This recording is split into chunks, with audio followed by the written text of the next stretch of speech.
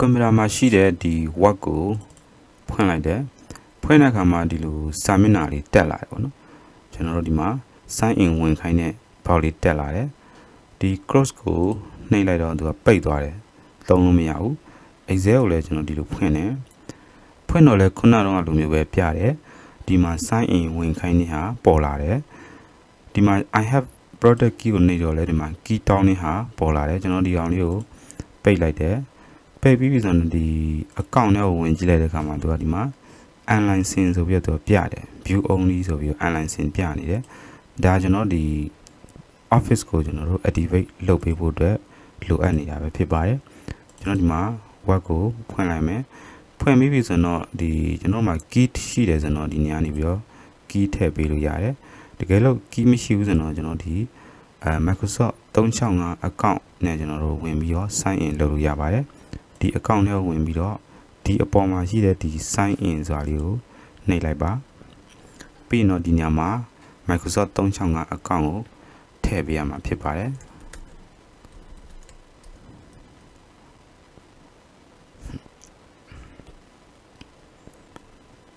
account ရဲ့ username နဲ့ password ကိုရိုက်ပြီးတော့ဝင်လိုက်ပြီးဆိုရင်ဒီဘေးမှာရှိတဲ့ no sign in to this app only ဆိုလေးကိုနှိပ်ပေးလိုက်ပါ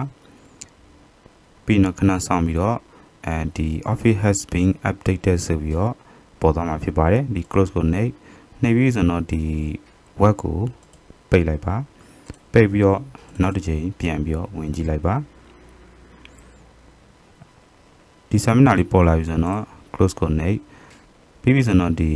account ထဲကိုပြန်ဝင်ကြည့်လိုက်တဲ့အခါမှာခုနကတော့ဒီ online sin လို့ပြနေတဲ့ဟာလေးဒီမှာပျောက်သွားပြီဖြစ်ပါတယ်ပြီးတော့ခုနတော့ဒီ web ကိုဖွင့်လိုက်တဲ့အခါမှာ sign in ဝင်ခိုင်းတဲ့ပေါက်လည်းမပေါ်တော့ဘူး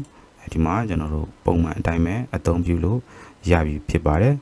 ဆိုတော့ဒီကိုယ့်ရဲ့ကွန်ပျူတာမှာဒီလိုမျိုး sign in ဝင်ခိုင်းတဲ့ပေါက်ဒီပေါ်ပြီးတော့သုံးလို့မရဘူးဖြစ်နေတယ်ဆိုတော့ကျွန်တော်ဒီမှာဒီ Microsoft 365 activated account တွေကိုကျွန်တော်ဝယ်ပြီးတော့ဒီညမှာ sign in ဝင်ပြီးတော့အသုံးပြုလို့ရပါတယ်သူရဲ့ဈေးနှုန်းကတော့ကျွန်တော်တို့ဒီ1000ကျပ်ပဲဖြစ်ပါတယ်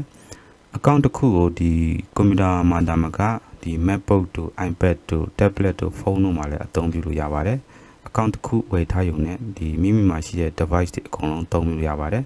device 15ခုအထိကျွန်တော်တို့အသုံးပြုလို့ရပါတယ်အားလုံးပဲကျေးဇူးများတင်ပါတယ်